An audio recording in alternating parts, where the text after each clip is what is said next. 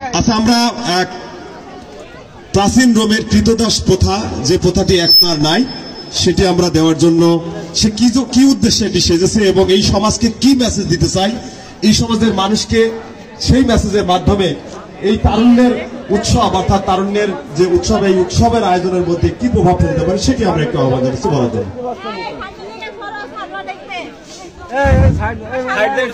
বিসমিল্লাহির রহমানির রহিম। সম্মানিত সুধী, আসসালামু আলাইকুম। প্রাচীন রোমের কৃতদাস প্রথা, যুদ্ধের সময় পরাজিত সৈনিক ও ঋণগ্রস্ত পরিবারের লোকদের প্রাচীন রোমের কৃতদাস বাজারে ব্যাপারীদের কাছে বিক্রি করা হতো। আমার মা বাবার দারিদ্রতার কারণে আমাকে কৃতদাস বাজারে বিক্রি করে দেওয়া হয়েছে, তাই ব্যাপারীদের কথা মতো কাজ করতে পারিনি বলে তাই আমার আজ এই শাস্তি। ধন্যবাদ। খুবই চমৎকার।